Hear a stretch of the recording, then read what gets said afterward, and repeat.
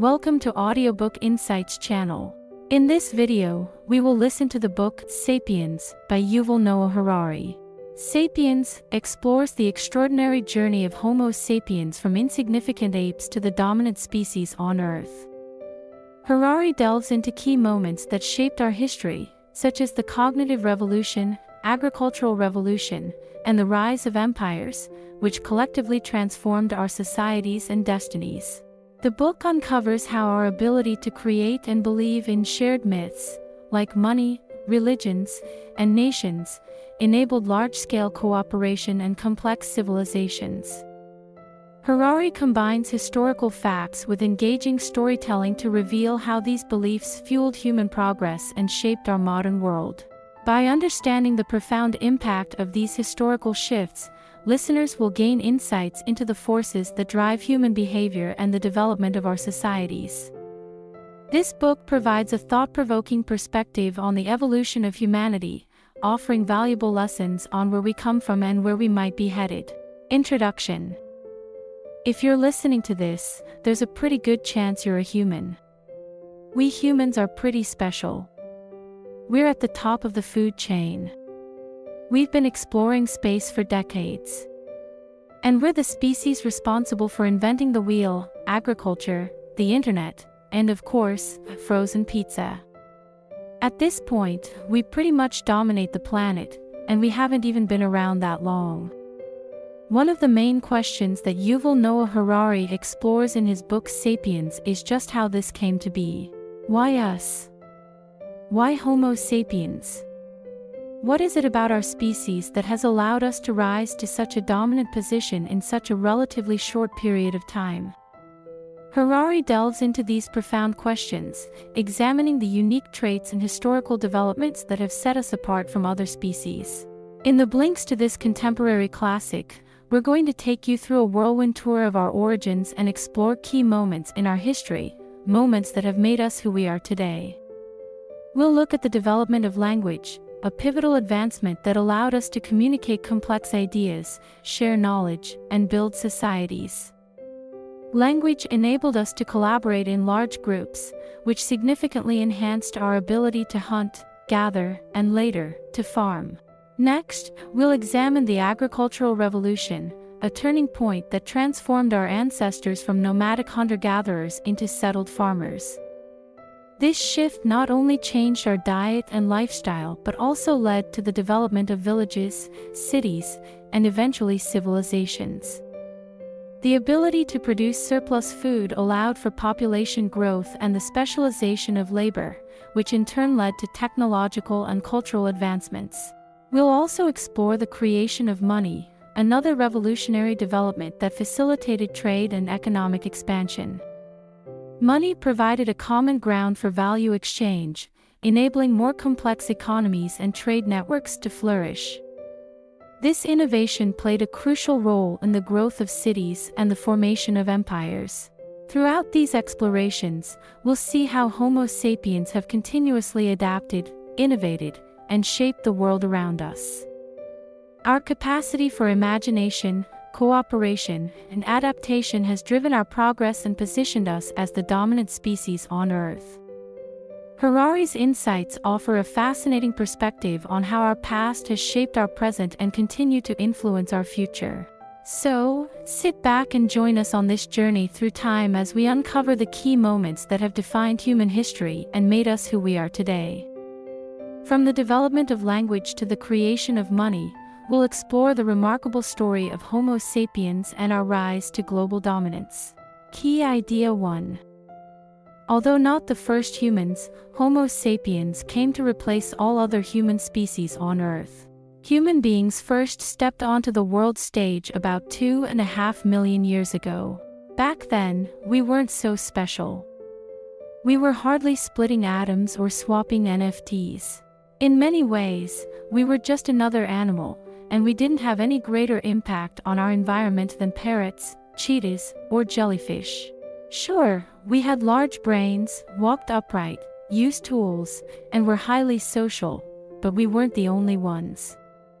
There were lots of other humans around. It's a common misconception that Homo sapiens, the last human species to step onto the scene, evolved linearly from earlier human species, but actually, early Homo sapiens existed contemporaneously with at least 6 other species of humans.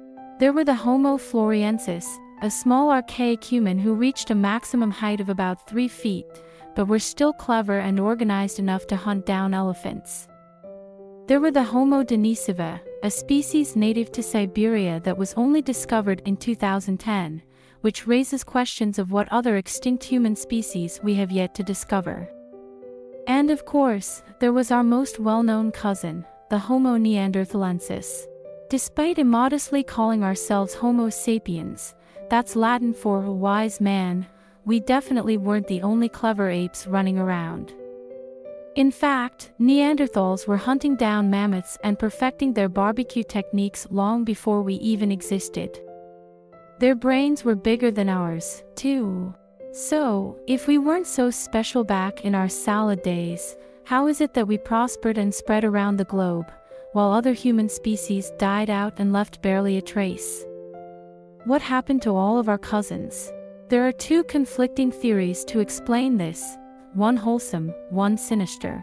The interbreeding theory suggests that Homo sapiens began mating with other species of humans, most notably Homo neanderthalensis, resulting in the gradual merging of these 2 species.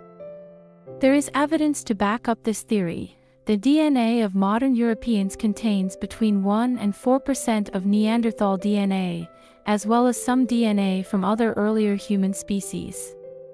But critics of this theory point out that mating between Neanderthals and sapiens could only rarely result in offspring, because they were different species, not just populations of the same species. The replacement theory, on the other hand, suggests that Homo sapiens, thanks to their slightly superior skills and technology, pushed other human species toward extinction, either by taking away their food sources, or by violently killing them off. If this theory is true, it's clear we haven't outgrown our tendency to kill other humans based on squabbles over resources and superficial differences. So which is it? Did we interbreed with other human species and become one big happy family, or did we drive our cousins into extinction? The jury's still out and the debate keeps raging as new evidence continues to pour in. But there's a good chance that both are partially true.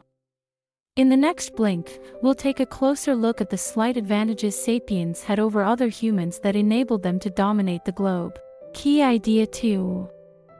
With the cognitive revolution, Homo sapiens acquired thinking and communication skills that allowed them to conquer the globe. Sapiens first evolved about 150,000 years ago. For many millennia, they were mostly minding their own business in East Africa.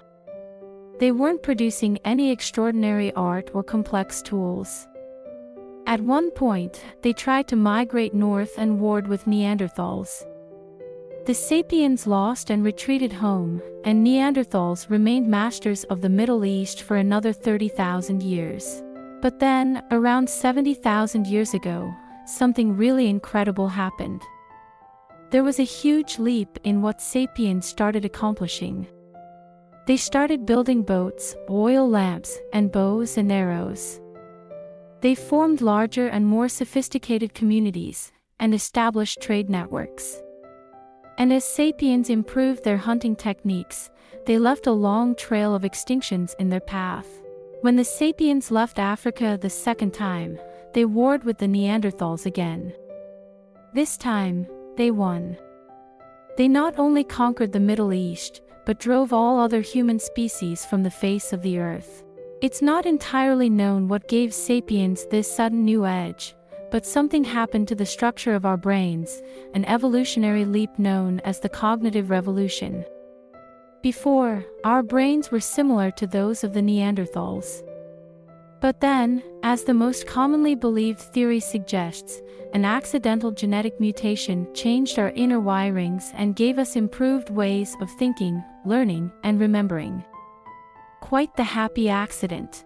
But more important than understanding the causes of the cognitive revolution is understanding its effects.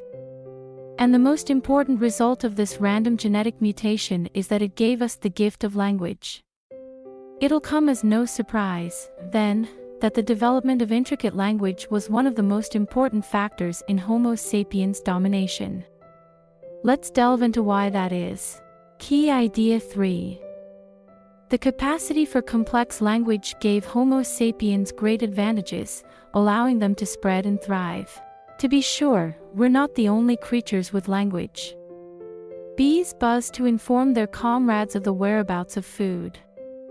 Chimpanzees have specific calls that mean careful. An eagle, that sounds slightly different from calls that mean careful. A lion. And the Neanderthals most likely had some kind of language more meaningful than mere grunting. But our capacity for language is different. Human language is incredibly complex and intricate, especially when compared to the communication methods of other species. That's why sapiens ruled the world. While bees are endangered, chimps are locked up in zoos, and the Neanderthals are long gone. Homo sapiens are social animals. We live in communities.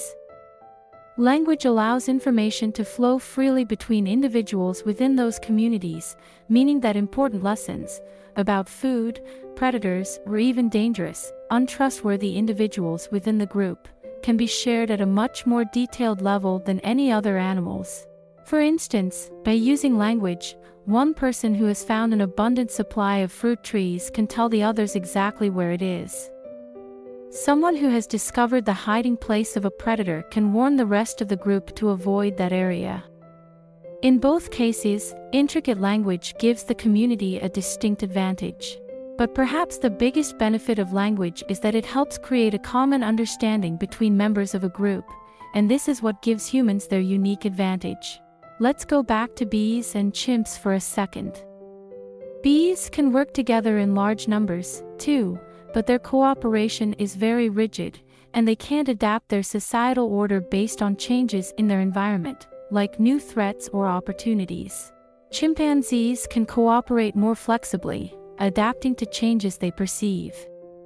But they can only collaborate in fairly small numbers because, in order to cooperate, they need to know the other party intimately.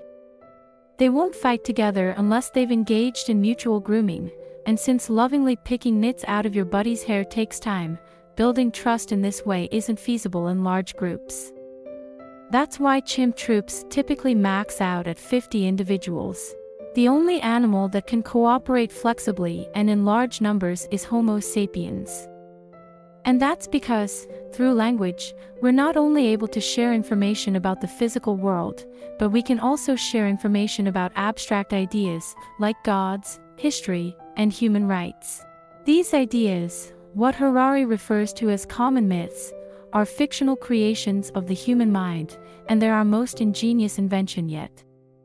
They're the cornerstone of human culture, and they're what make us so effective at collaborating. Let's break this down a little more, because it's actually one of the author's central arguments.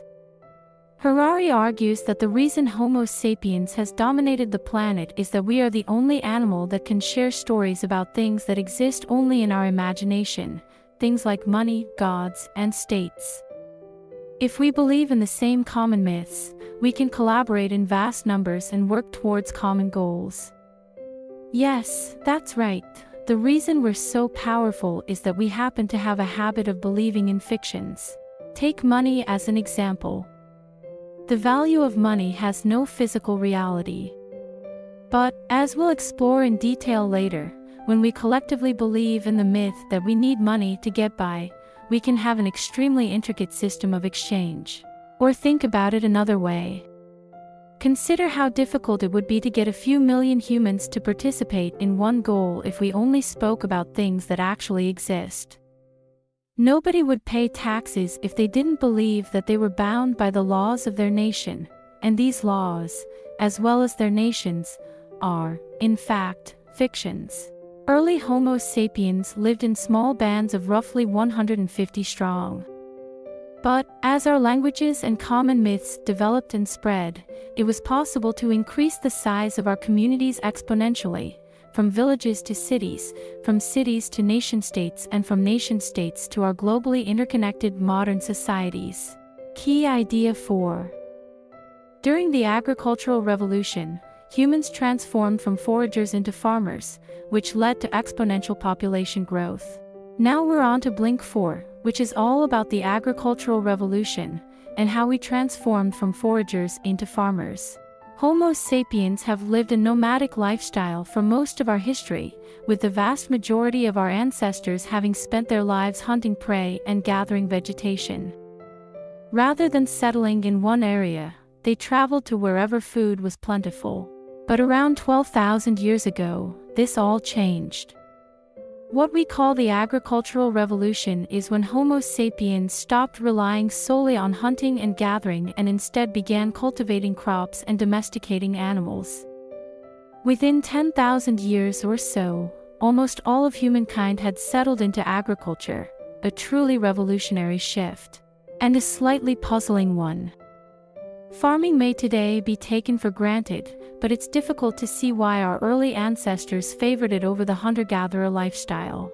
For one, in terms of labor, agriculture is far more time-consuming and backbreaking. While a hunter-gatherer must spend about 4 hours collecting enough food, a farmer must work from dawn to dusk on the fields. And then there is the quality of the food on offer.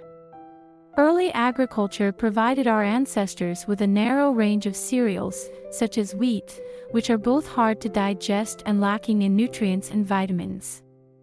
Compare this with the wide variety of meat, nuts, fruits, and fish a hunter-gatherer would enjoy. So what possessed us to work longer hours only to eat worse food?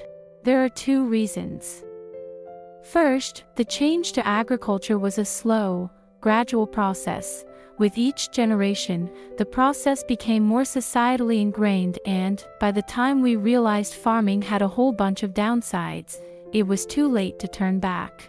Second, despite its many faults, agriculture had one big advantage: it provided far more food per unit of territory. Farmers could grow a mass of edible plants on just a small patch of land, an increase in food supply that led to human societies becoming able to sustain much higher populations. And thus, the Homo sapiens population exploded. The agricultural revolution allowed us to keep more people alive, though under worse conditions. But the increase in population also created a problem. How would societies cope with such a boom in numbers? These are challenges we still face today, and are what we'll explore in the next Blinks. Key idea 5. In order to facilitate trade in large communities, humans invented money and writing. Life before the agricultural revolution was relatively simple. If you were low on meat, you could simply ask your neighbors to share their surpluses with you. More often than not, they'd help you out, safe in the knowledge that, if they had a problem in the future, you'd return the favor. But with the development of agriculture, this economy of favors developed into a barter system. Why? Because of its efficiency, agriculture enabled people to produce enough food for the community. No longer under constant pressure to chase up the next meal, some people developed new trades like blacksmithing and weaving. To get food, they traded their finished goods, a knife, say, or a shovel, with farmers who needed them. But very soon this bartering economy also proved insufficient. As the trading market continued to grow, it became harder to find someone who wanted your goods and whose goods you wanted in return. For example, if you were trying to get some juicy pork from a farmer in return for your knife, what would you do if he already had plenty of knives? Or what if he needed a knife, but didn't yet have a pig to slaughter? He could promise to give you a pig in the future, but how do you know he'd keep his word? It was in response to such problems that, in about 3000 BC, Homo sapiens developed writing and money. The Sumerians of Mesopotamia were the first to do this. To store the information needed for complex trades, they began etching people's transactions on clay tablets using simplistic economic symbols. Around the same time, they started using barley money as a standardized method of pay. This way, you could pay the pig farmer in a currency easily convertible into whatever else he might need. Or if he promised you a pig, you could record the transaction and hold him to his promise later. Key idea 6.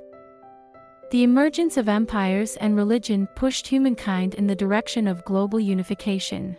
As we have just seen, the invention of writing and money made it easier to conduct economic transactions and harder to commit economic fraud.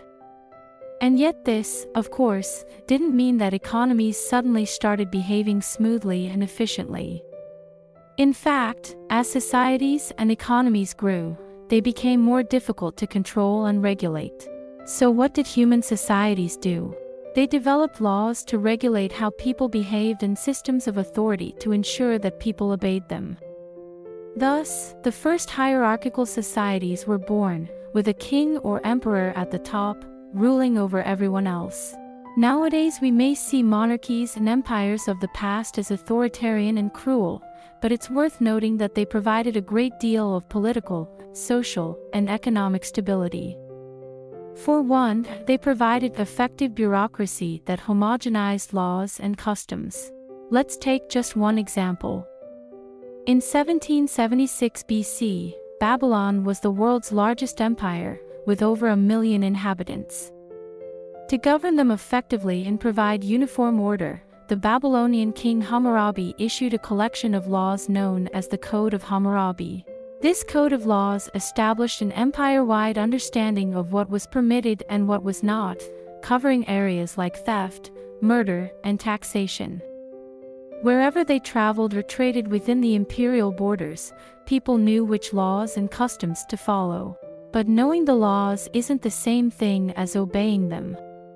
To enforce their laws, emperors and kings needed people to accept their authority, and the best way to do this was through religion. King Hammurabi knew this well, and legitimized his rule by declaring that he'd been appointed by the gods to rule over the citizens of Mesopotamia. If people believed that their ruler was chosen by divine will, they'd be far more accepting of imperial rule. Once again, we see that a common myth is the glue that could hold an empire of 1 million people together. As empires spread, the religions they promoted grew in both scope and power. Sometimes by force, sometimes by gradual assimilation processes, imperial rule corralled many diverse ethnic and religious groups into a few megacultures. Key idea 7. The scientific revolution modernized humanity, paving the way for new technologies, imperialism, and economic growth. In the 16th and 17th centuries, humanity underwent another sea change. A scientific revolution swept through Europe and, rather than let progress depend on the gods alone, humans started thinking how they themselves could use science to improve society. By applying the scientific principles of exploration, experimentation, and observation, people made substantial leaps in areas such as medicine, astronomy, and physics, each development helping to make society a better place to live. Take child mortality, for example. In the past, it was common for even the wealthiest members of society to lose 2 or 3 children to premature deaths. Nowadays, thanks to science, the rate of infant mortality for everyone is just 1 out of every 1,000 people. The pursuit of science not only benefited human health, but European governments were quick to realize it was also great for economies. Kings and emperors showered scientists and explorers with money to seek out new ideas and resources to enrich their nations. No event cemented the value of the scientific method in the minds of 16th-century Europeans more than Christopher Columbus's famous journey across the Atlantic. In return for backing the exploration, the king acquired a vast empire abounding in valuable resources like gold and silver, and the race for European powers to fill out other blank spots in their maps kicked off at breakneck speed. Rulers realized that if they wanted to conquer and control vast new territories, the old methods of consulting Christian scripture and ancient oral traditions wouldn't be of much use. Instead, they'd have to acquire tons of scientific data about geography, cultures, languages, climate, flora and fauna, and histories of the new territories. The European economies grew as a result of exploration and scientific innovation. And this imperial expansion, along with destroying many indigenous ways of life, knitted together formerly isolated worlds into intimately linked societies by establishing global empires and trade networks. Key Idea 8. Today's global society, with its central belief in the power of capitalism, is a legacy of European imperialism. Alright, we've made it to Blink 8. At this point in our journey, we'll get into how our global society's central belief in capitalism is a legacy of European imperialism. So, by now we know that the scientific method was used by many European governments to enlarge their empires and increase their profits, and it certainly worked. By the 19th century, the British Empire alone covered more than a quarter the globe. With this huge reach, European countries pushed their ideas into every corner of the world. Local customs, cultures, and laws were replaced by megacultures based on European norms, be they Western religions, democracy, or science. And although the European empires have long since died out, many nations are still living with their cultural inheritance. By far the greatest of these now global cultural norms is capitalism. Thanks in large part to the European empires, people worldwide believe in the importance and power of money. Nowadays, whether they're from Brazil or Bhutan, Canada or Cambodia, most people live by centering their lives around money and material possessions. We all want to maximize our incomes or display our wealth with clothes and gadgets. In fact, with support from science, the power and reach of global capitalism is eroding many other global cultures, particularly religion. Modern science has disproved many religious principles. Most people no longer believe that God created the world in 7 days. We now believe in Darwin's theory of evolution through natural selection. As the verities of religion are called into question, capitalist ideology comes to the fore. So, in place of the traditional belief of waiting for happiness in the afterlife, these days we concentrate on maximizing our pleasure on earth. This, of course, leads us to seek out, buy and consume more and more products and services advertised to make us happier. Key Idea 9. Humankind has never been more peaceful than in our globalized times. Globalization is decidedly on the march, but not everybody is happy about this. Critics of globalization claim, among other things, that it erodes cultural diversity, turning the entire world into one dull, homogeneous unity. Despite criticisms such as these, globalization has one major benefit: it is helping to make the world a more peaceful place. Modern nations depend on one another for their prosperity. And, in a globalized world, networks of trade and investment stretch across many different countries, with war or instability in one area having secondary economic effects for all. As a result, almost all American, European, and Asian leaders have a strong interest in maintaining world peace. Since 1945, no recognized independent nation has been conquered and eliminated by another. Just consider how incredibly violent the world was before the end of the Second World War, and it becomes clear how peaceful our globalized world is today. So, the 20th century is the most peaceful century to date. Although this might seem surprising, a quick review of history shows that human societies, from the agricultural revolution onward, have been turning their backs on violence. It's been estimated that, before farming, in the times of hunter-gatherers, 30% of all adult males were the victim of murder or manslaughter. Compare this to the world today, where only 1% of adult male deaths are violent. You can see how far we have come. But why is this the case? Well, it's because the hierarchical, structured societies that developed after the agricultural revolution pushed people to obey laws forbidding murder and violence, and thus created stable, functioning societies and economies. So we live in the most peaceful times, but let's not get too carried away. We have to keep a close eye on potential sources of conflict, since the outbreak of a large-scale international war today would take an unprecedented toll on humanity. Let's enjoy our peace, but never forget that we must actively maintain it. Key idea 10. History is neither good nor bad, and its twists and turns are largely irrelevant to our subjective happiness. Okay, we're now on blink 10. Our journey through the 300,000-year history of Homo sapiens is nearly complete. We now understand, more or less, the general trends behind human history, but we haven't really talked about how this has affected us as individuals. Our health, wealth, and knowledge have vastly improved, but are we happier? Disappointingly, on the individual level, the answer is often that we're not. But why? Subjective well-being questionnaires, issued and reviewed by psychologists, have shown that while humans experience short-term rises in happiness or sadness, in the long term, our happiness hovers around the same level. Let's say you lose your job and experience a sharp decrease in happiness. At the time, you'd think that awful feeling would last forever. And yet, within a few months after this big event, your levels of happiness will probably have returned to a normal level.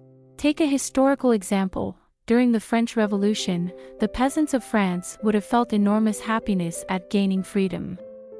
But not long after this huge event, the average peasant was likely back to worrying about his good-for-nothing son or the next year's harvest.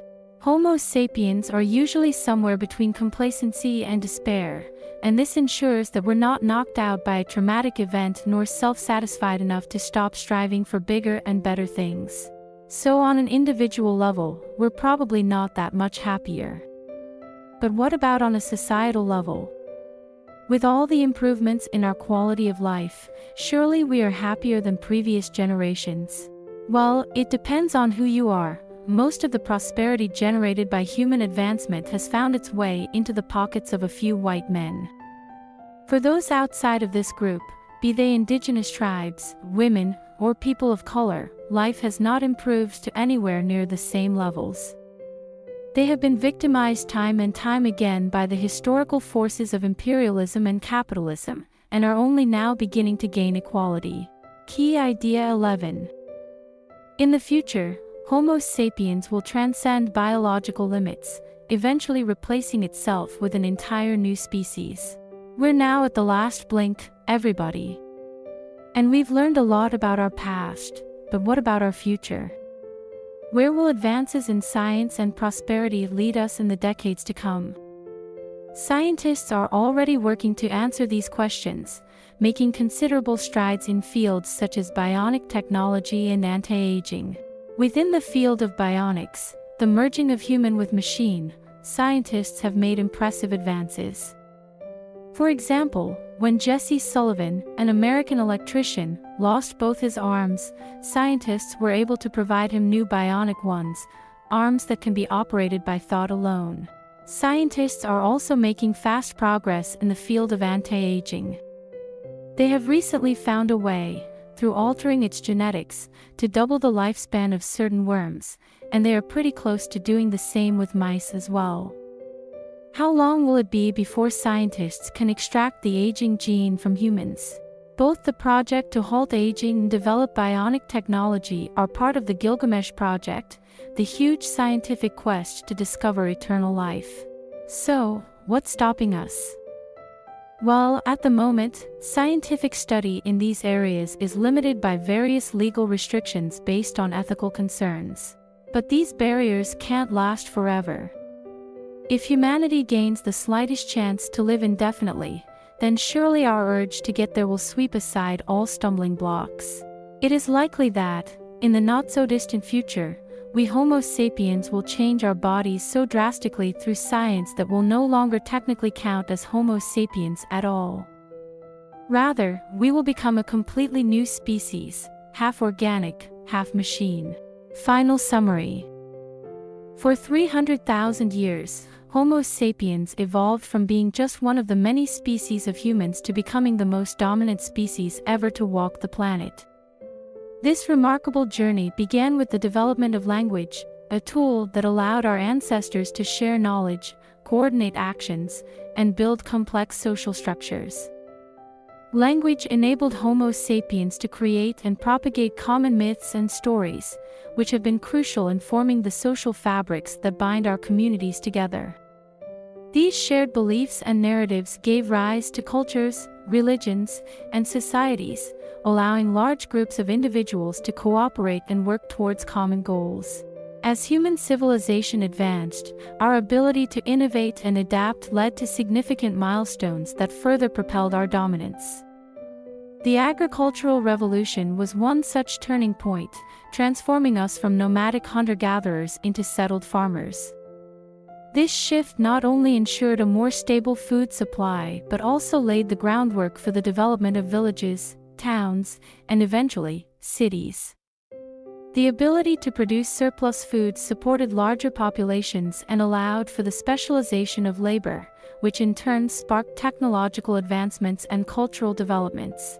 With the creation of money, another revolutionary step in human history, trade and economic expansion became more feasible. Money provided a standardized medium of exchange, facilitating commerce and enabling more complex economic systems to emerge. This innovation helped build extensive trade networks and interconnected economies, laying the foundation for the global marketplace we know today. As human societies grew more sophisticated, we developed intricate systems of governance, law, and education. These institutions helped maintain order, protect individual rights, and foster intellectual growth. The rise of science and the Enlightenment further accelerated our progress, leading to groundbreaking discoveries and technological innovations that transformed every aspect of life. In modern times, the Industrial Revolution brought about unprecedented changes, propelling humanity into an era of rapid technological progress and urbanization. Advances in transportation, communication, and industry interconnected the world like never before, creating the global village we inhabit today. The digital age has further shrunk the distances between us, allowing instant communication and access to information on a scale unimaginable just a few decades ago. Through these milestones, Homo sapiens have continually pushed the boundaries of what is possible, driven by our innate curiosity, creativity, and desire for improvement. Our capacity to imagine, invent, and collaborate has enabled us to overcome challenges and seize opportunities, shaping a world that reflects our collective ambitions and achievements. From the development of language and common myths to the establishment of complex societies and the creation of global networks, the evolution of Homo sapiens is a testament to our ability to adapt and thrive. As we continue to innovate and connect, we build upon the legacy of our ancestors, striving to create a future that leverages our shared strengths and addresses our common challenges. The story of Homo sapiens is one of continuous growth and transformation, illustrating the extraordinary potential of humanity to shape its destiny and leave a lasting impact on the planet.